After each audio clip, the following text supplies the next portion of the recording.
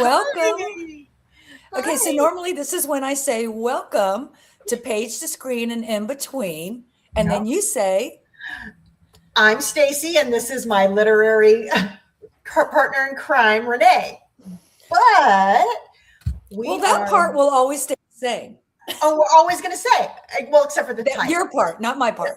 Your part. But, oh, my part. Yeah, because you are my literary partner in crime.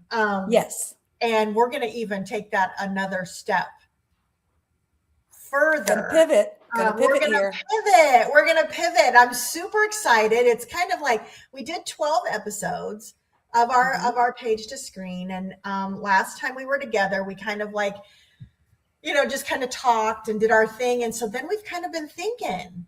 We've been thinking, you know what? Let's just see where this goes. And we had an idea to write a book together. Yeah, because I know that when I was sort of surfing around about trying to decide if this was the right format, if this was the right name, even, Yeah. there's several Page to Screen podcasts. There's two friends that are doing sort of what we do, the definitive, which is better, the definitive decision on which is better, the book or the movie. Sure. And not that there's not room out there in this wide world of podcasts for us. However, okay, I just got distracted because my husband is making his coffee and I can hear it while we're talking. Okay. That's okay. It's okay. This is live. That's why we're live. But this is what makes us unique, is you and me. And we're not perfect. Yeah, our imperfections and our camaraderie and our chemistry is what makes it unique. There will never be another podcast like this. Correct. With Renee and Staci. So yes, exactly. You and I were talking last week that we were trying to decide, do we go forward with this? Do we tweak? Do we pivot? And of course we decided, yes, of course we pivoted. 12 is a great number. It's got all kinds of beautiful magic. Yeah. Things that go with that. So maybe now it's time to go go down a new direction. So what was your idea, Staci? So my idea was to write a book together. For us to write a book together. And I'm trying to finish a couple of books, which is, I'm a great starter. I'm not so much of a great finisher. And I've tapped into some of your expertise on that a little bit. Mm-hmm. But I think this will be fun to brainstorm live together, brainstorm a little bit apart, and come in and see what we've come up with the characters and with the different things. And who knows where it'll go. I think the beauty of our conversations are our tangents. Absolutely. Absolutely. We'll be talking, like I loved last week or the last time we were on, when we were talking about the cooking shows.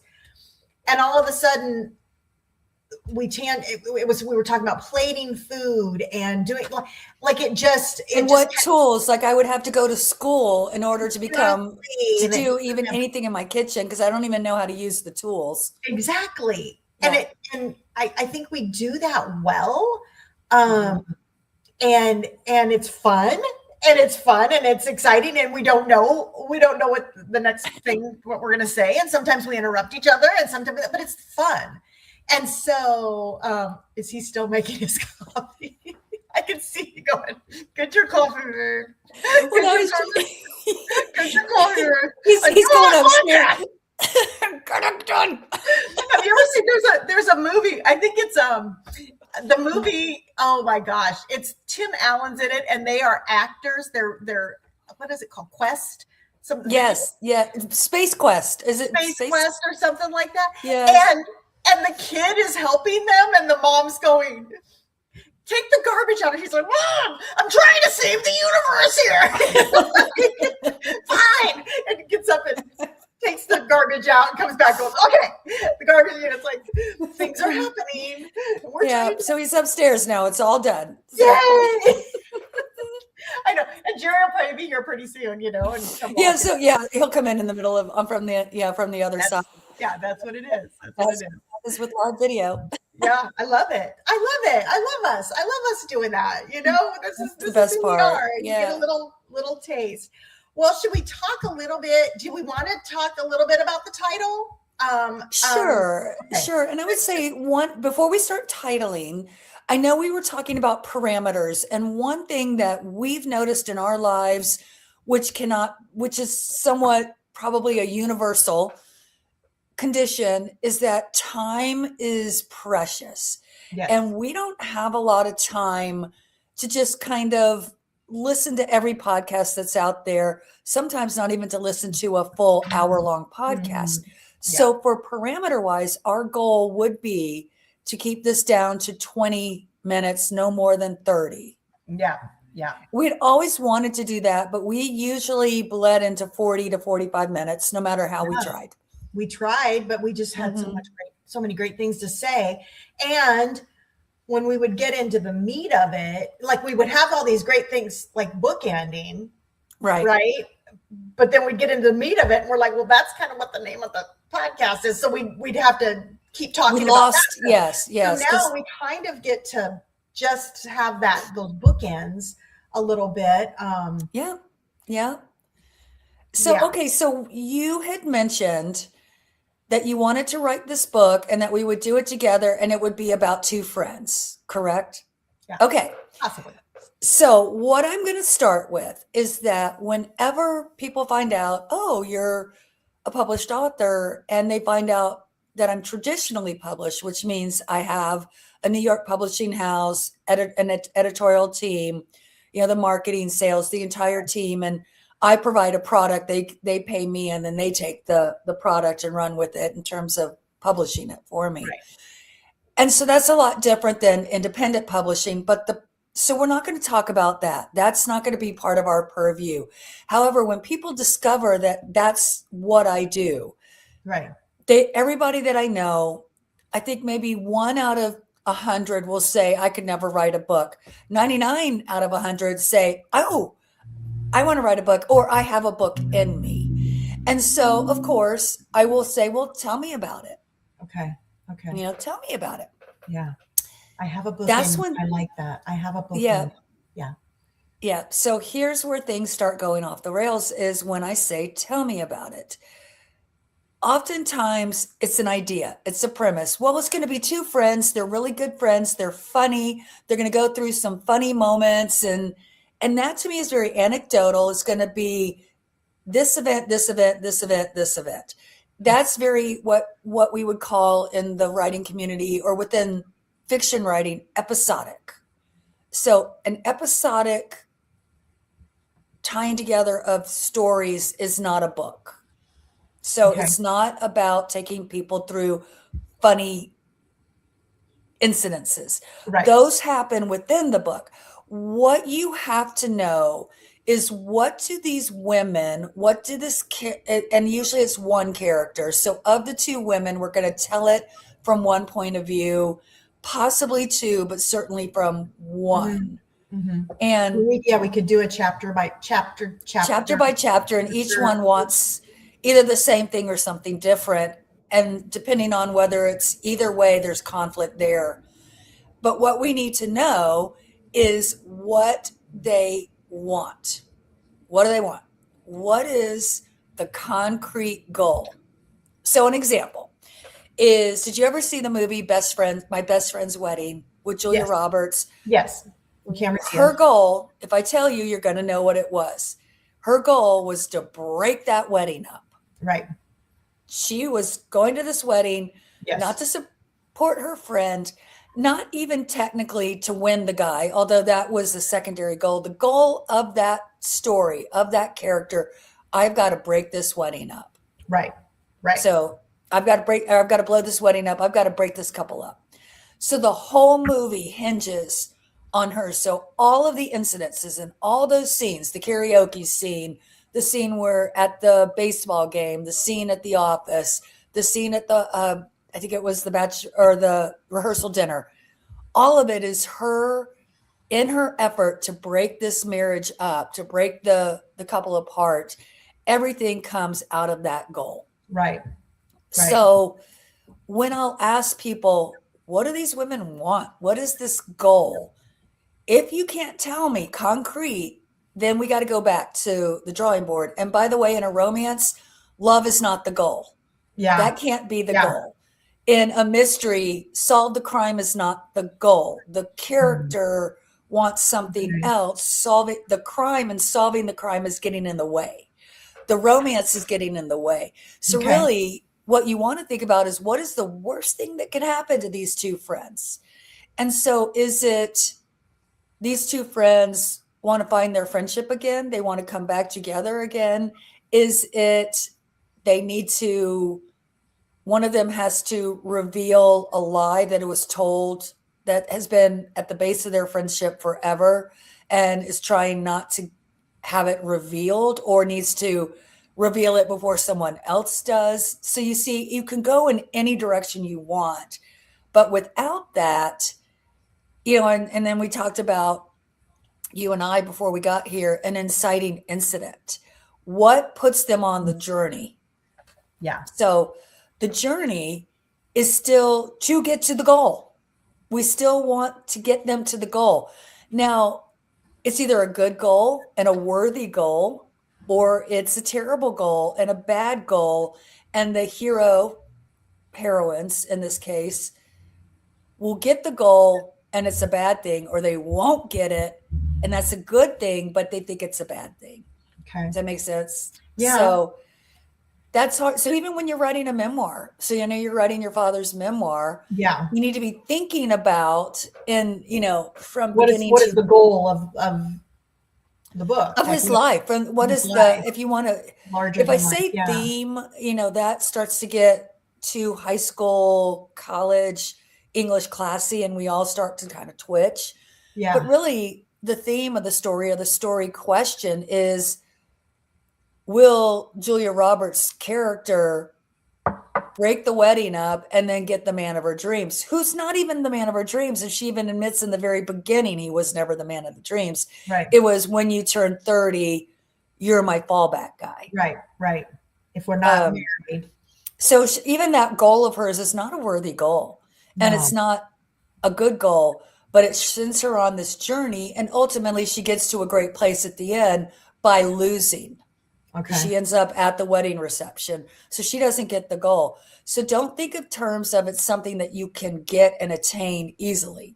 It's just something that that character wants, good, bad, or ugly. Okay. So if you thought, so then you start into, this is the goal, this is why they want it, but this is why they can't get it. So that's what they call GMC, goal, motivation, conflict. Okay. But everything starts with the goal. Okay. Yeah. Okay. So you said you had some ideas. Well, I do. Okay. So give me the ideas, and then we can maybe brainstorm around what I just said. Does that help? Well, if you're, because what do you say? You ask somebody why their character. What does the character want? What does the character want? So our characters,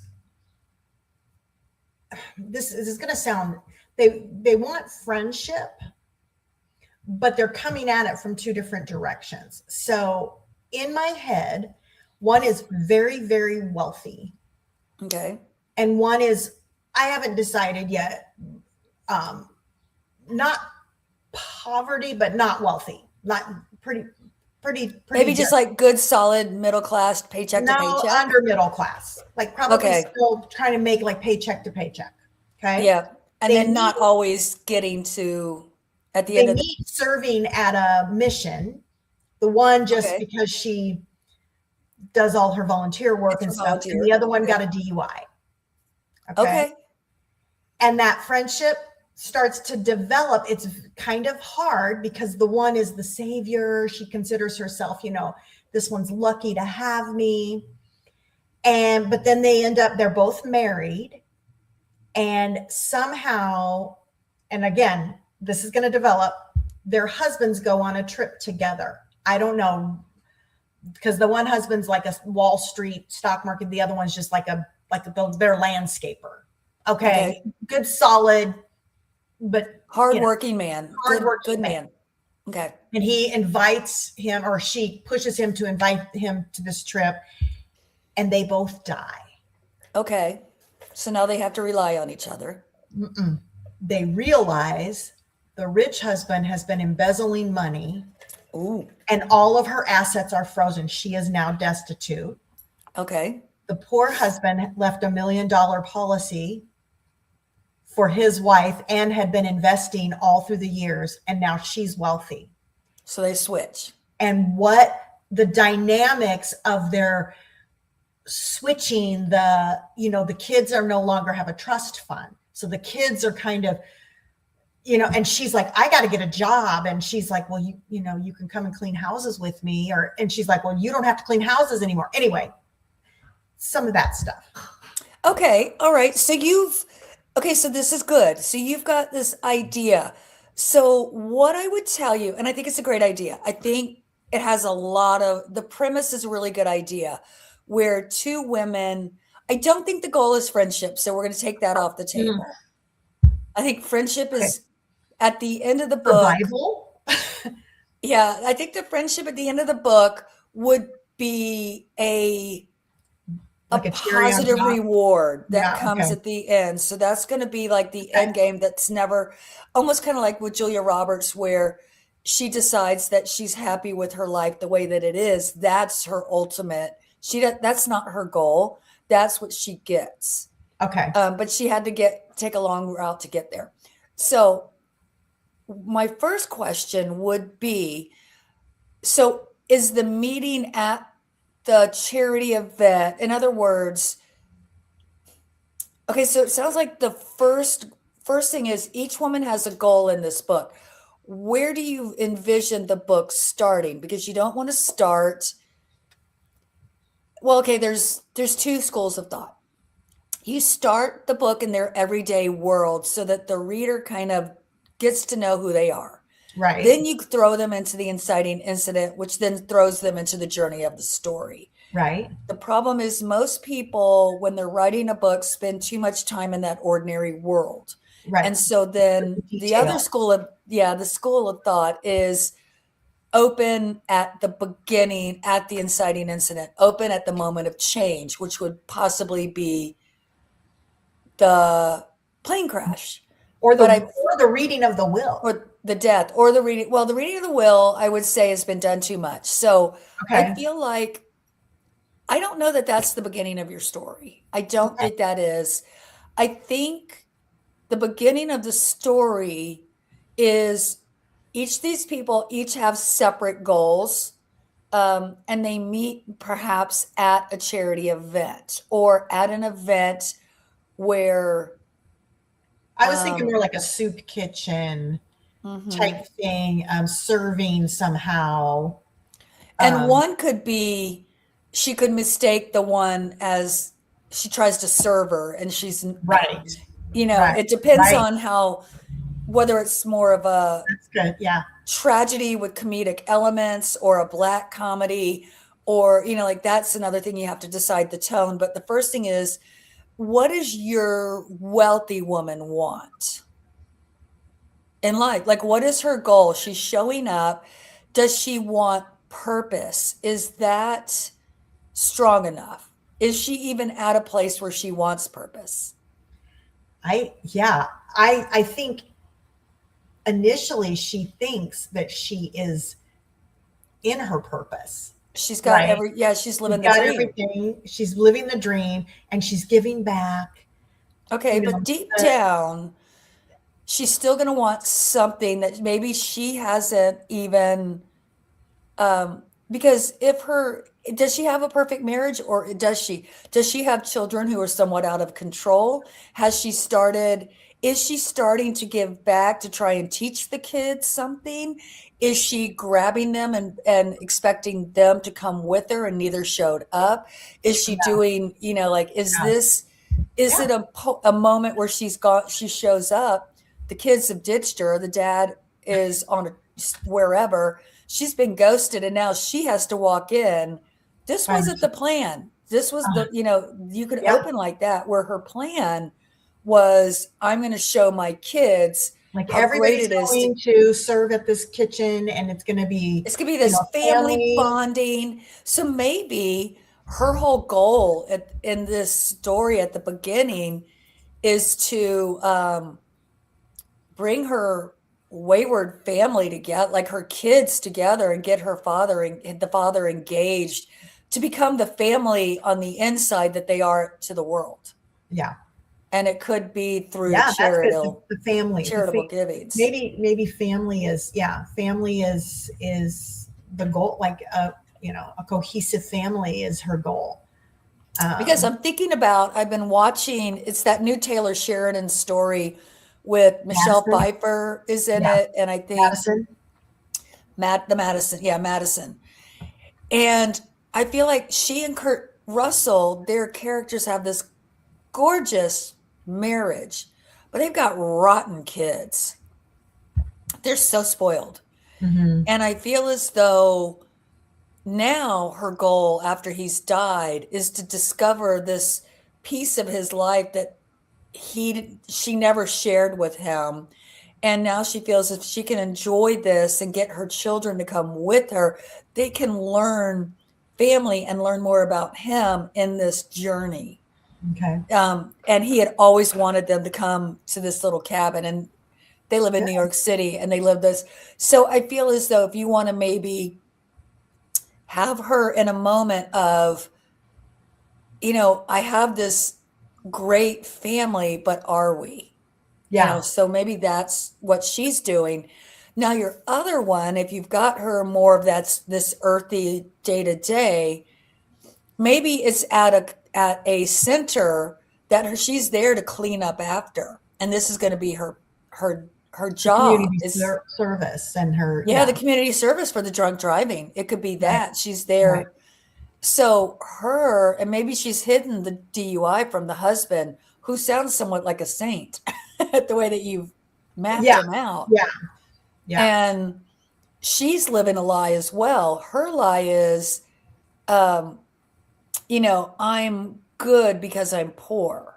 If that makes sense. Yeah. I'm good because I work hard. Yet she's got this drinking problem. She's got this, now she's got community service. Her husband thinks she's giving back when really she's just secretly paying off the debt to society so she can go back to her husband, just living her life. So they're both living lies. So maybe, through the journey, their lies are revealed. But at the beginning, they're both just sort of swimming head above water, right? And they meet. So your inciting incident for your, maybe the wealthy woman is she has to show up and continue regardless of whether her kids showed up. Right. Because somebody has to do it. Right. Because she promised them 3 people. Now she's got to do the job of 3 people. Right. And then your other character, her inciting incident is to work off this probation. Yeah. So maybe that's where you start. Okay. At the soup kitchen. And we can, that's just my idea. So did you have any thoughts or ideas about direction that you would want to go? What direction would you, or are you, because that's my idea. But I mean, if we're writing it together, do we want to just? I feel like throw out some stuff, and then you kind of like direct, or do you want to throw out some ideas? I feel like I feel like not so much in a coaching, like in a coaching role, but I feel like that's good for me. Yeah, and I love your idea enough. I mean, I've already taken your idea and taken it in a direction maybe you did or didn't want to go. No, but you know what I'm saying? I feel like that's going to be, if you're good with that idea and the beginning of this direction, I think that's probably where we start. Okay. And I think maybe choose which heroine. Now, see, there's 2 routes to go here. We write chapter by chapter, or we write heroine by heroine. Yeah. So each heroine has her own voice because we've both written her separately. Yeah, like Or maybe I write one and you write one, and there are two different voices, which I kind of like that idea. Yeah. And Yeah. then And I would say that is the hardest part as a writer. yeah. That I would say also when I'm teaching like an advanced writing course, is that you have to give every character a different voice. And most authors don't. Even great authors don't. And it's hard to give each person a different voice. And when I say different voice, more than just inflection, more than just word choice, but that's part of it, but also just worldview. Yeah. Yeah. But with two different people coming at it, maybe Right. we could do it a little. And a lot of writing teams, that's what they do. Especially when it's a male female, that's how they do it. But I know like Reese Witherspoon and I think it was Harlan Coben wrote a book together, but it was one person's point of view, and I could tell it was her point of view. Like it was her idea. Yeah. She probably gave him pages and then he just reworked them all and probably did what I'm doing, like guided her, but it was one point of view. Yeah. Okay. So, and twists and turns. This is a start, right? This is a start. We're gonna, I think we're kind of running out of time. Yeah, we are, because we wanted to stay under 30. And just know that we don't have to, from this point on, every part of your idea is just an idea. We don't have to go from there.